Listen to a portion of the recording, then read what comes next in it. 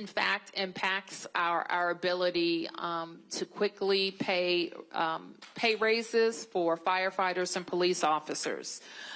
We are also very focused in working with the feds on stabilizing the federal workforce, accelerating land transfers where it makes sense, modernizing federal leasing, and other specific D.C. incentives that will promote our economic growth and recovery from many of the changes in our federal landscape.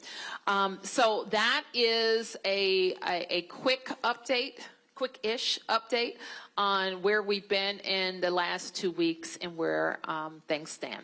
So with that, we'll be able to take a few questions. Let me get you, please. Thank you. Raphael with Channel 9. Yep. Mayor, it says that there have been 2 questions. There have been more than 1,500 arrests. Can we make the distinction between, or how are we quantifying between a federal arrest or an MPD arrest? And then another question for Chief Smith. Chief Smith, I think we made it clear that there's a trust that's been broken because some of the lines are being blurred when people on the street see MPD and federal agents responding maybe to the same scene. Perhaps to you it's clear who's doing what, but to the community it's not. How do you build that trust after the surge? So let me just answer the question on these data represent MPD and federal arrests, but maybe not all federal arrests. Okay? And Chief, you want to talk about Crest? Sure.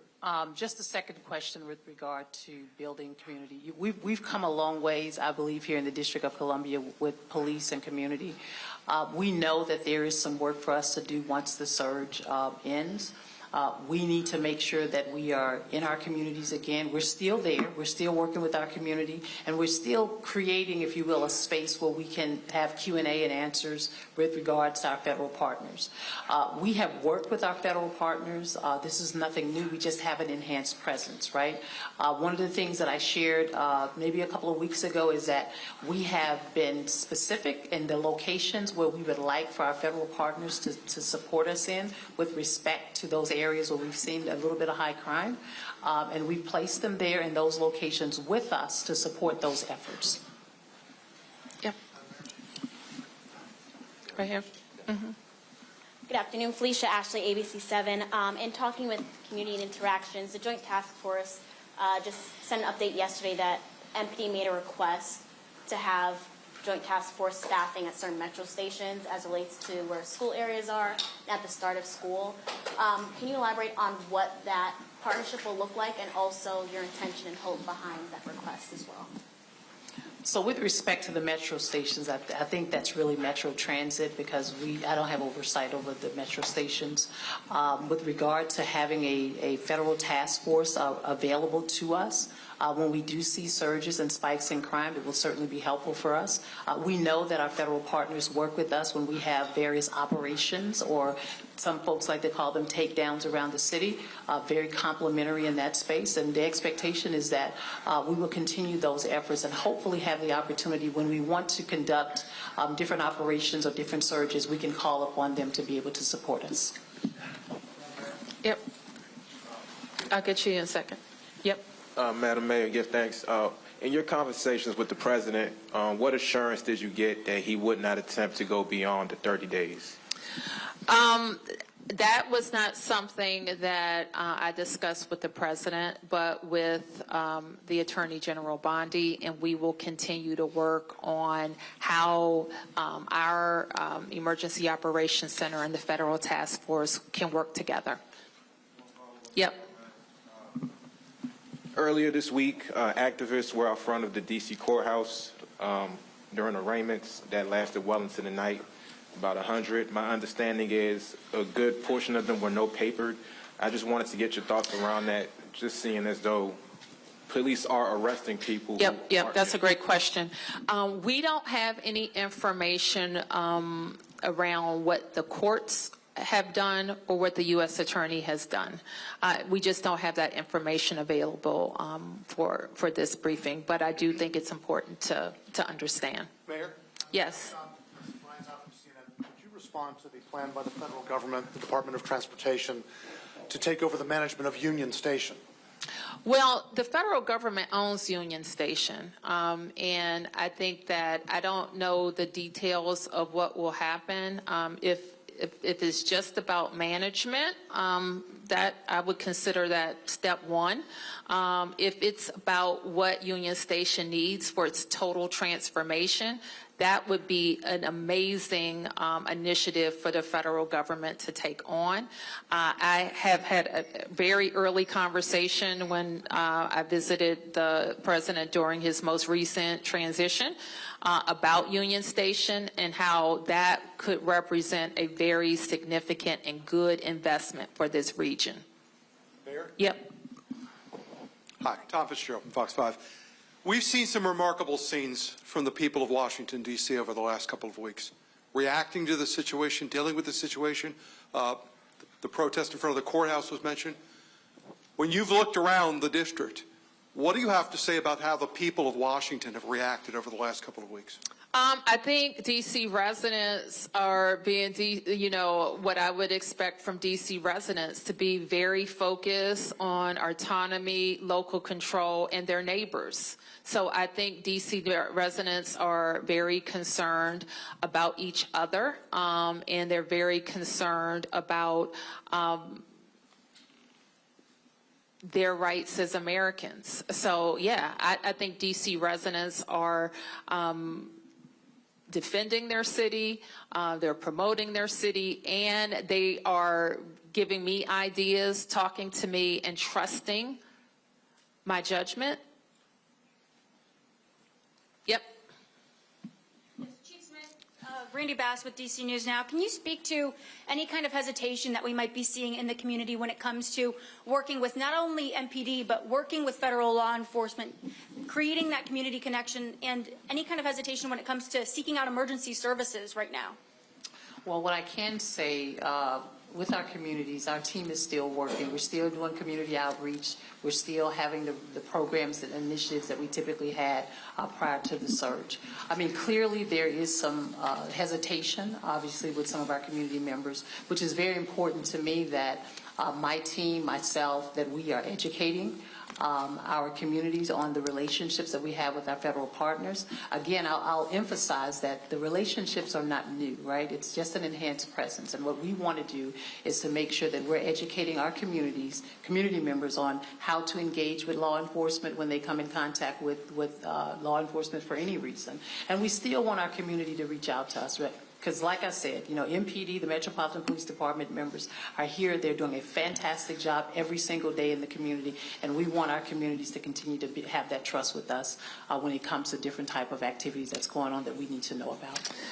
Now, if I could just add on to that, we don't know who's not calling, but we do know a lot of people are calling. And on that data sheet, which now I can't see, so. Yeah, so you'll notice on the data sheet it has calls for service, which in fact have increased during the surge. One of the things that we know about DC residents and visitors is that we're the fourth busiest 911 center in the country, right? While our population is not necessarily the fourth. So we encourage people to continue to call, continue to call or use 311.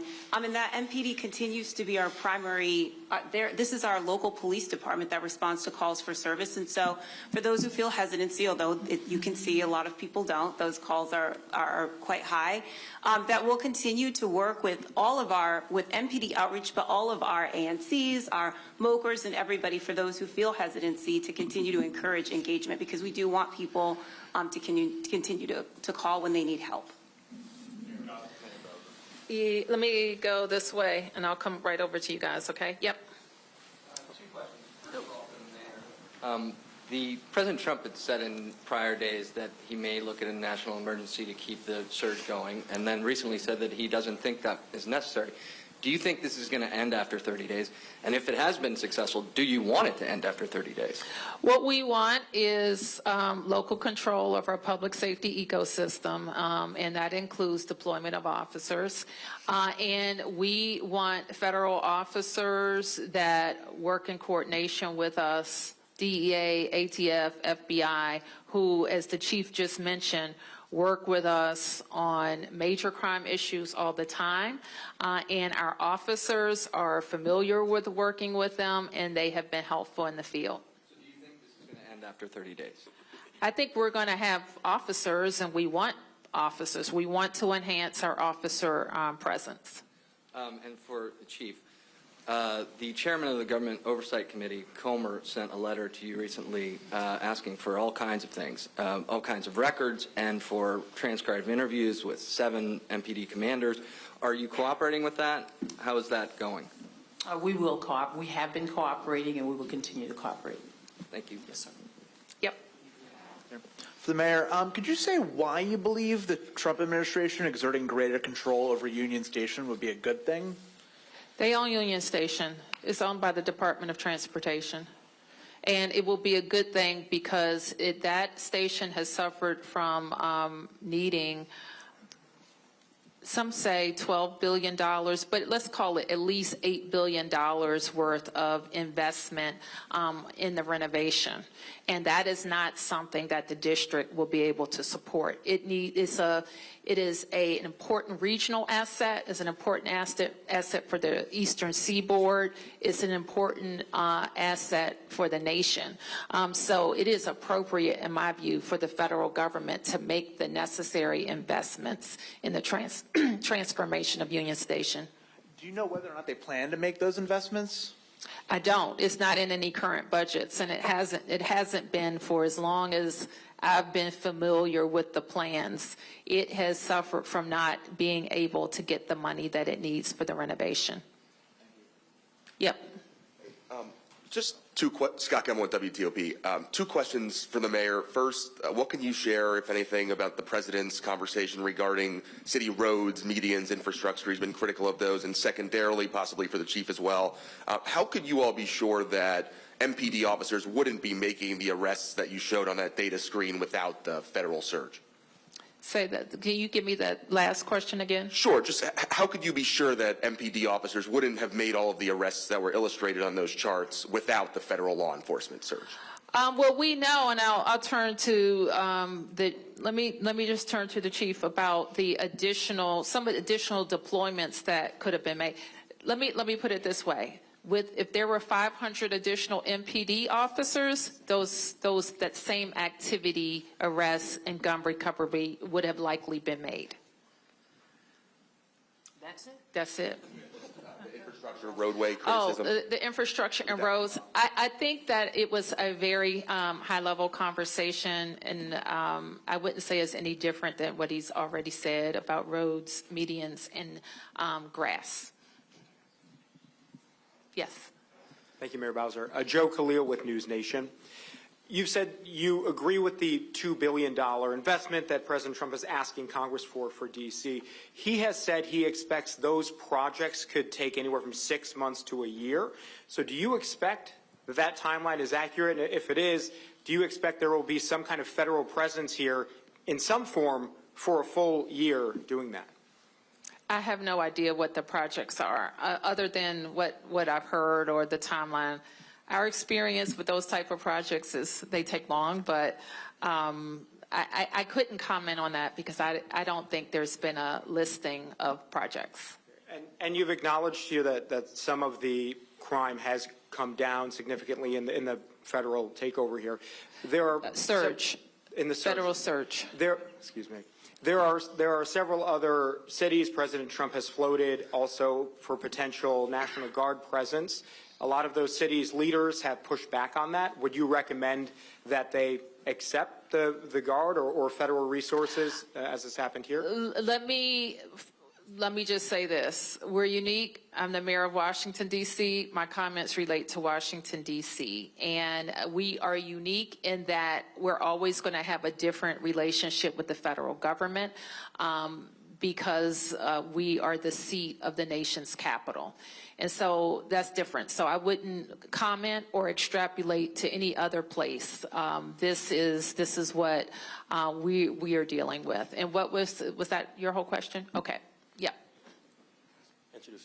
This is Campbell Robertson with the New York Times. Chief Smith, and you all kind of answered this a few minutes ago, that the operations that are unfolding are very much what y'all would be doing if there were 500 MPD officers. But given, you hear a lot of folks in some of these neighborhoods who feel, a lot of stops and searches, what's in your pocket, all this kind of stuff, and these are strangers, they don't recognize them, they're not local police. Your initial concerns about trust, do you feel that the way these operations are being done are exactly what MPD has been advising the federal partners to do, or do you concern that it's a little bit too aggressive, and do you have worries of what effect it might have on communal trust going forward?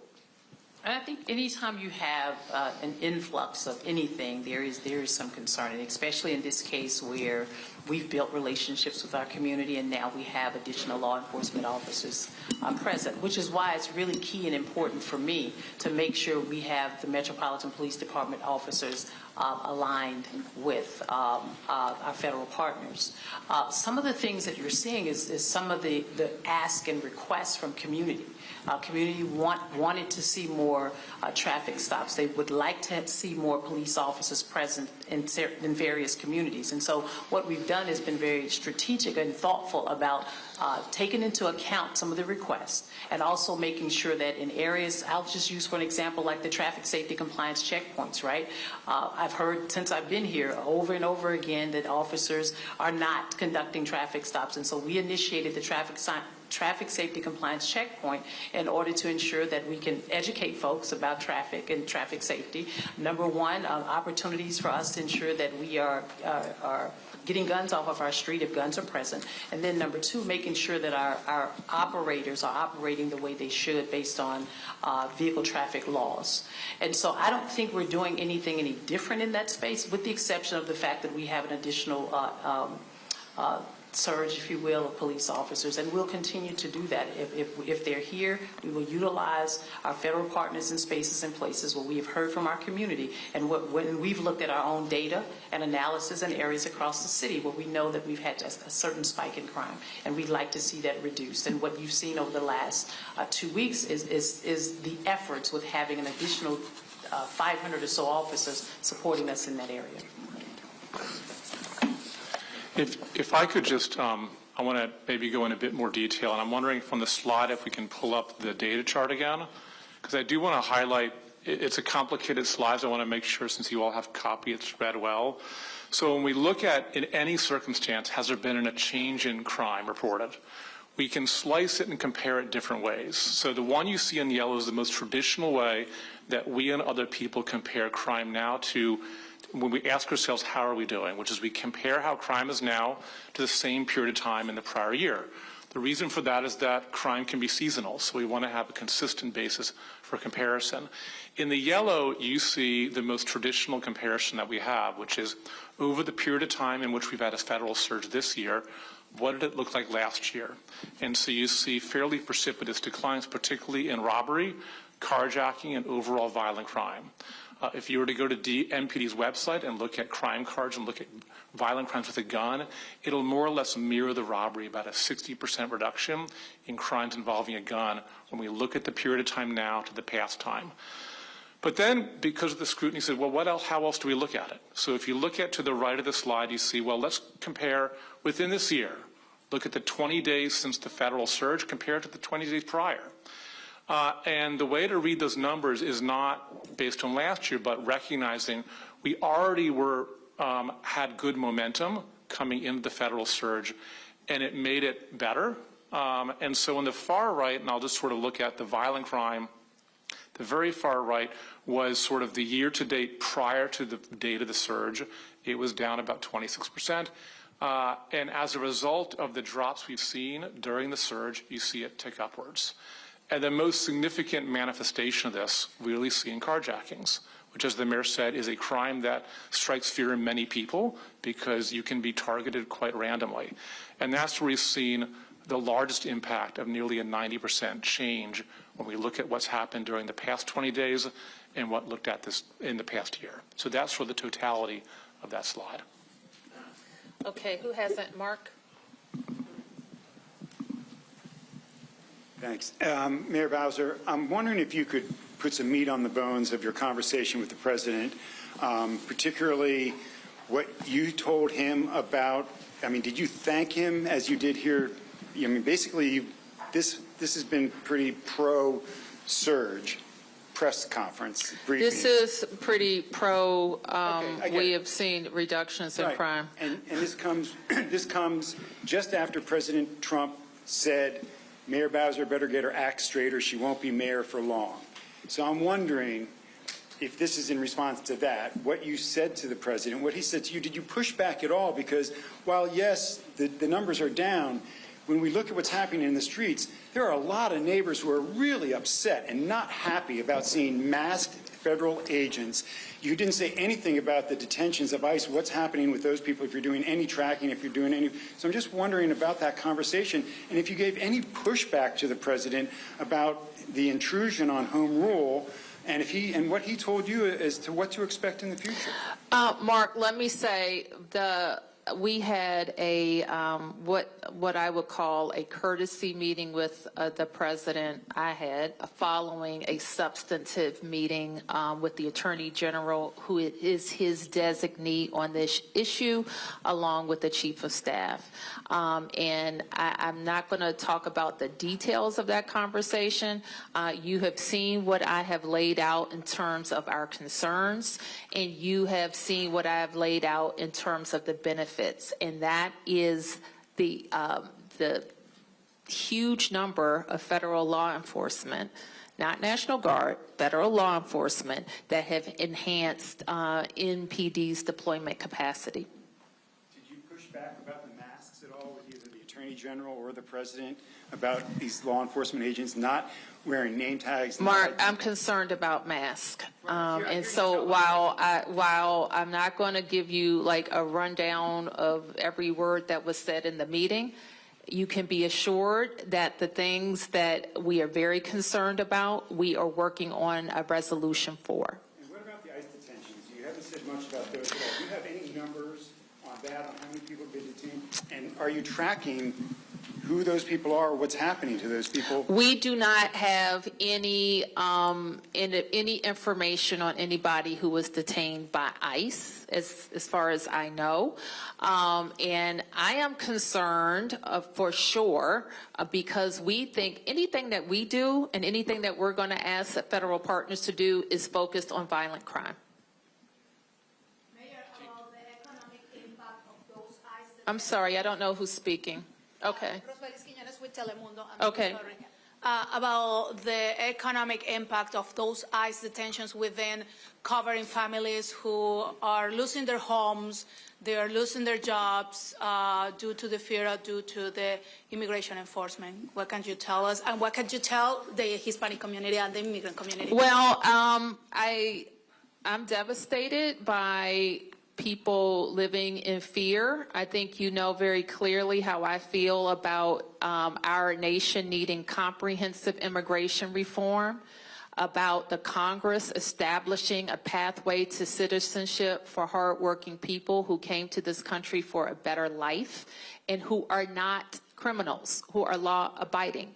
And I think when that question is finally answered, that's the only way to deal with this fear, or to deal with these agencies going after law-abiding people. Yep. Thank you. Olivia George with the Washington Post. Two questions. First, for the mayor. Under the Home Rule Act, what specific requests have been made for MPD services by the federal government, and how have those requests been communicated? Oh, we wouldn't be able to enumerate them here, but we do have a way of kind of centralizing requests. And one for Chief Smith, related to what was just asked. In what capacity is MPD assisting ICE with immigration enforcement? Based on the President's executive order, we are supporting the ask of the Metropolitan Police Department to support our federal partners in this effort. Yep. Mayor, thank you. Josh Chapin to Channel 7. Unfortunately, we saw a murder this week. I know there were some people in the federal government that were counting days without homicide. It doesn't matter. Unfortunately, someone was taken. I'm just wondering, and maybe this is a better question for Chief Smith, but more officers going in, whether it's MPD officers or federal troops going into a place like Southeast or places where we've seen violence in recent weeks.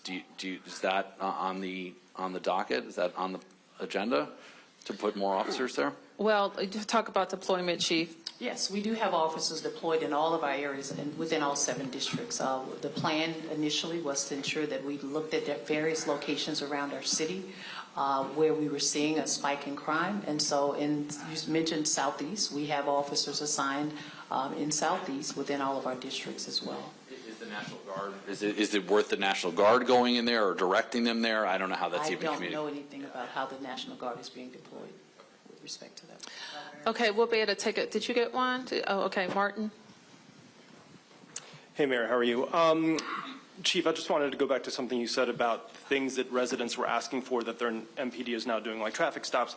But what we're hearing is that traffic stop, no resident said we want a traffic stop followed by a guy asking you for your papers. So how do you balance what you say is a proper use of a strategic use of MPD resources and what people are perceiving as things that are infringing upon their rights in a pretty dramatic way, specifically targeting a community that is now telling us that they don't want to call MPD because they're afraid that if they call MPD, ICE is coming with them. And I do understand the concerns. I've had many conversations with many residents here in the city and community members. However, I also have heard from members who want us to enhance our presence in communities. And clearly, what I will say about the members of the Metropolitan Police Department, it is a responsibility of every member to ensure that we're showing up in our communities as we have been prior to our federal partners or the surge. And the expectation is that they will continue to do that. My oversight is over the members of the Metropolitan Police Department, and we do have great relationships with our federal partners, and it is my hope that if there are any concerns that members in community have with respect to, I won't say over-aggressive or any violations, that there's a space and a place for them to report that. And just to follow up on that one, I mean, there's already plenty of things that happened this week regarding more things that the president wants to do with the district. One thing he said in this executive order is that the Attorney General is now empowered to ask MPD to change its general orders the way that police officers are told to operate. Now, MPD doesn't have to say yes, but requests can be made. When would you push back? Mayor Bowser, when would you push back, and what type of request would you push back on? Would you What if the Attorney General said, listen, I want you to loosen standards on uses of force. I want you to allow more pursuits using vehicles. I want to get rid of body cameras. Like, how far is too far? I think all of those things you mentioned seem kind of too far, but that hasn't happened. Nothing has happened in that regard. The requests have to be made to me, and I would work with MPD on reviewing of requests. Yes.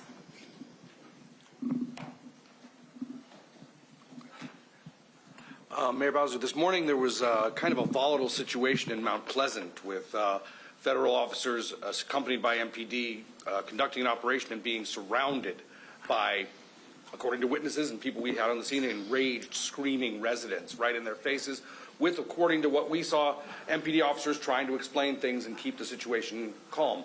But it was a very volatile situation. How concerned are you about an escalation in this, as you've spoken about the breach of trust and the tensions rising? Well, I feel strongly that D.C. residents know their rights and know how to engage in a way that is lawful. Yes. And so this morning's incident that you referenced was our criminal apprehension unit, which oftentimes throughout the course of a week will execute arrest warrants or search warrants. And in this particular case, they were doing what they would typically do any other day. And while they were there, we had about a significant number of protesters to come out in the neighborhood. We were able to maintain calm. The numbers decreased. I think when I say numbers, the numbers of protesters decreased, and we were able to affect the efforts that we were intended to affect during that time period. Okay, yes, I'm going to take a couple more. 1, 2, 3, 4. 1, 2, 3, 4. Okay, 5. All right, Hi, thank you. Fabiana Rincon with El Tiempo Latino. This might be also for Chief Smith as well. Given the confirmed priorities of collaboration between the MPD and federal officers, can you provide an update on DC's status as a sanctuary city? The council, the law is in place. There's been no change to the law. If you're referring to the sanctuary values, there's been no change. And on Chief Smith's order with collaborations between federal officers, especially with suspects outside of custody, does that impact the execution of the council order mentioned? So when you say suspects outside of? Or collaboration with providing information and even transportation of those outside of custody. We're still doing that. Yep. Mayor, the D.C. Police Union supports this federal surge. They have been relentless in saying that the police force will be in a free fall, their word, until the Police Reform Act is repealed by the D.C. City Council. They believe that police officers don't want to come work here because of what the council did. What's your opinion on that? We're looking at a number of pieces of legislation to see what should be tweaked or replaced. And I am committed to working with the council if they are interested to make any changes. Yep. Madam Mayor and Chief Smith, if you could possibly both answer this. What is your response to the House Oversight Committee now investigating the alleged manipulation of D.C. crime statistics? Do you have an opinion on them doing that and why they're doing it? And can you tell us the status of your own investigation into that? I would only add what the chief has added about the earlier question. We'll answer any questions that are posed to us, and we don't have any update at this time on the internal investigation. Yep. Anne-Marie Kucha with Street Sense Media. Can you give a little bit of your reasoning behind doing the emergency count? Is there a concern that people have been arrested or have moved out of the district in large numbers, people experiencing homelessness? I think our concern is that people have moved around the district. We think, I think the number I reported is that we think that, well, we know that about 81 more people have come into shelter. We don't necessarily know where they came from. They could have come from encampments. So we think that people have moved around. And will the results of that be shared with the federal government? And is there any concern that they could use that to then target homeless encampments? We don't expect that we're going to have homeless encampments, and we are going to work to make sure that people can come into shelter. If I could just add, some of the purpose of doing the point in time count again is there's been anecdotal conversation, anecdotal stories about people believing that there are changes, and there may be changes. And those anecdotal stories are anything from encampments. Have they moved from downtown core to neighborhoods? Are there fewer of them? Have more people taken shelter? So it's an attempt to cut through the anecdote and really get a sense of, given we're 20 days into a focus on homelessness in addition to crime, and quite frankly, that the city has made available additional shelter capacity. What does the numbers really sort of see at that? We're not collecting names for those who haven't done a point-in-time count. There's no names collected. It is really just individuals identifying those who are unsheltered or are homeless on a particular given night. Are you still going to be doing the full demographic survey or just counting? No. Just counting. Okay. 1, 2, 3, 4. And you have the final question, okay? Yep. Hey, Mayor Bowser. Liz O'Gora, Kilrag.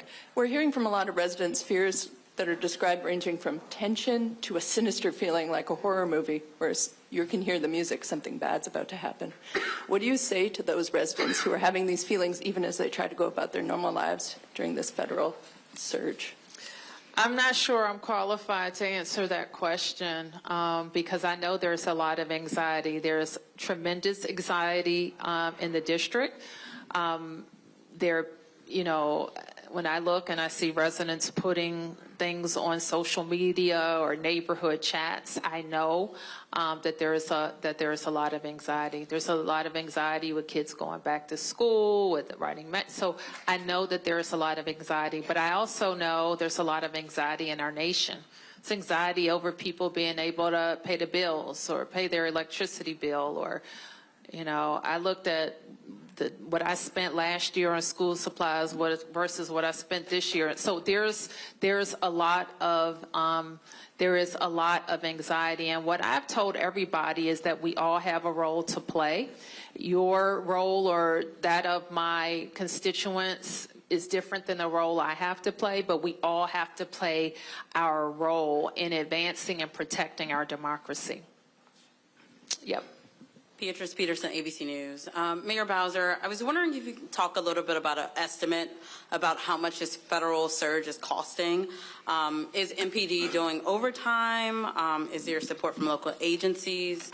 How much money is being spent? MPD always does overtime, and so I don't know that we're going to have a distinction with this surge or not as it relates to MPD overtime.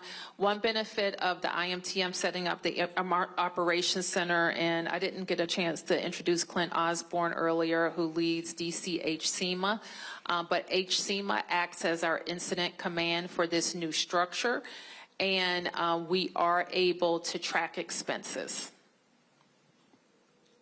Yes. Mayor Bowser, I'm Arthur Delaney with HuffPost. You mentioned a conversation with the Attorney General Pam Bondi about the 30-day time period. Are you expecting them to let this run its course at that time? Could you expand on that conversation at all?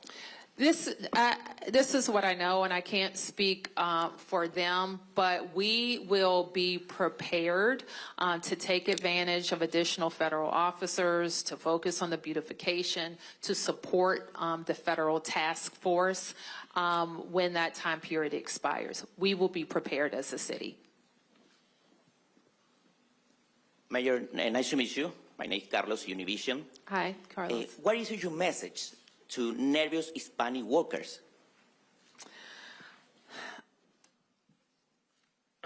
Earlier I said, Carlos, that the answer is to have an immigration system that works and that is responsive to people who want to live in the best nation on earth, raise their families, and have a better way of life. And we know in Washington, D.C., so many people have immigrated here and legally immigrated here who have TPS protection. And whether you have documents or you're undocumented, you are like almost, you feel like you're being caught up in a dragnet. And that is horrible. And to the extent that there is enforcement in this town that does not have, let me just say, we should be focused, all these additional federal resources, on violence. And that is what my hope will continue to be. And I would just express to them as a neighbor how very sorry I am that they're living in this terror. Okay, thank you, everybody.